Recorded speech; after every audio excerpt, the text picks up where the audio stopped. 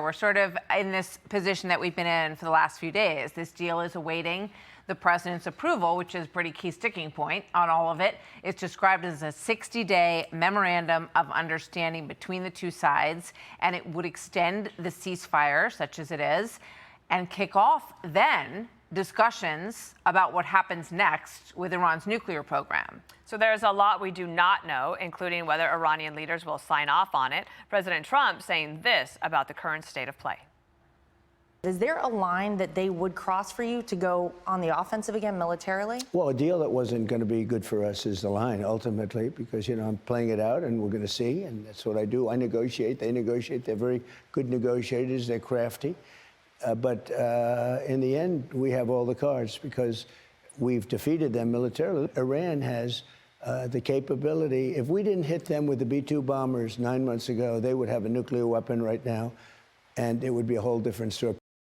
Very complex, this situation. So Michael Allen is on deck with his analysis, but we begin in Dubai, where Jeff Paul is standing by. Hi, Jeff.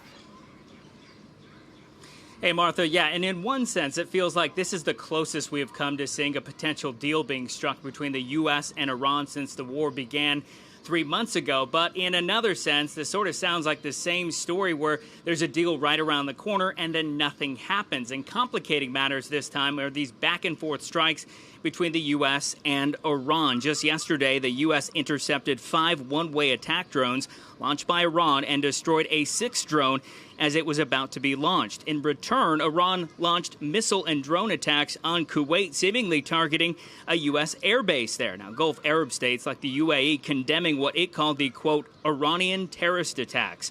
Vice President J.D. Vance says Iran still wants to make a deal, but they're going back and forth on a few language points. But he says they have made a lot of progress, and so far, Vance thinks Iran is negotiating in good faith. There are a lot of details to work out, but what I mean is I think we're making progress. We'll get to a point where we could potentially sit down and settle these issues, but that requires us to make a little bit more progress. I can't guarantee that we're going to get there, but right now I feel pretty good about it. Now, here's what's on the table regarding the reported 60-day agreement. The Strait of Hormuz fully reopens and mines are removed within 30 days. The U.S. lifts its blockade, allowing Iran to sell oil freely. Iran agrees to not pursue a nuclear weapon, and talks begin on disposing its enriched uranium. There would also be discussions surrounding humanitarian aid for Iran and ending the conflict between Israel and Hezbollah and Lebanon. This is all, of course, contingent on a signature from President Donald Trump and leadership in Iran. Martha? Jeff Paul, thank you very much. And Michael Allen is a former senior director on President George W. Bush's National Security Council. Beacon Strategies is where he is now. He heads that up. And you pay a lot of attention to this. So how do you explain to people where we are right now? And can you see this impasse ending in the next week or so?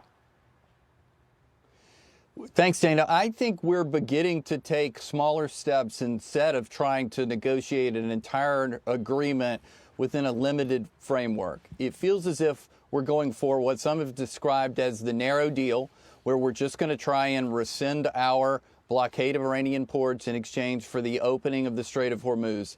The part I like about the apparent agreement is that it doesn't have to be declared open immediately. It seems like each side could use baby steps, take intermediate steps along the way, and eventually get to a place where it's fully open. So what I want the most out of this is for the president to retain a maximum degree of leverage over this situation, because what he can't ever agree to, and he has said as much, is letting Iran have a veto over the world's economy by holding up this very important international waterway. Michael, this is General Keane earlier today, and he's talking about the leadership in Iran, how fractured it is and how tough it is to get to this point with any certainty on our part. Here's General Keane.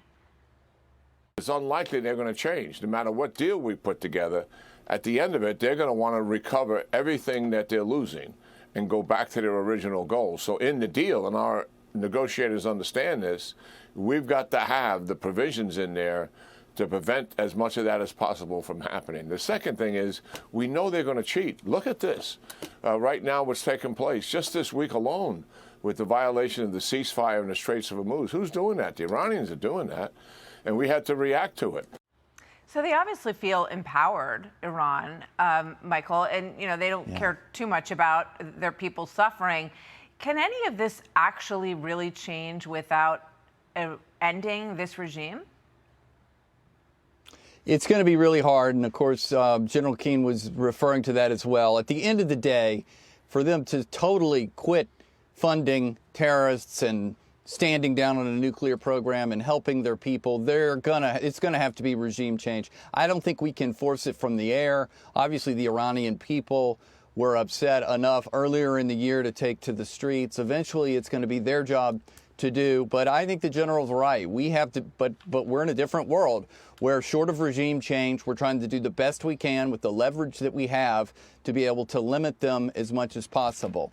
I wish the president, and I think he will, continue to hold out the credible use of military force so that he believes, that the Iranians believe, that we're willing to go back to war. Not that I want to go back to war, but if they don't believe that we're going to use force, I think they're going to continue to game us, they're going to continue to cheat, and then we will have signed up to a new nuclear deal that really doesn't work when you look at it over the course of many months.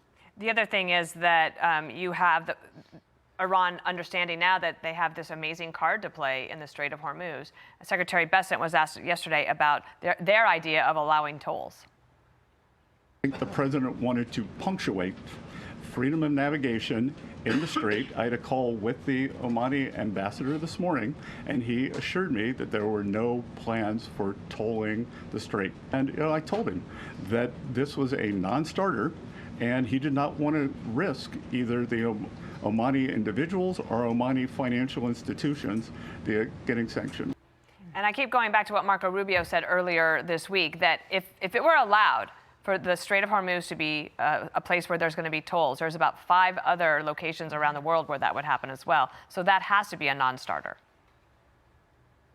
I think it's a total non-starter. But here's what I'm worried about. I'm worried that some of these shipping captains and the owners of their ships and their insurance companies are going to say, listen, we're not comfortable even going through the straits when it's supposedly open. So why don't we just secretly pay a toll to the Iranians? We've got to figure out a way to make sure that does not happen. We do not need the Iranian regime with some tacit control of the straits while they claim that it's open. So that requires intelligence, that requires vigilant diplomacy, because what we don't need is having Iran with de facto control over the straits and all of us pretending that it's free and open like it used to be.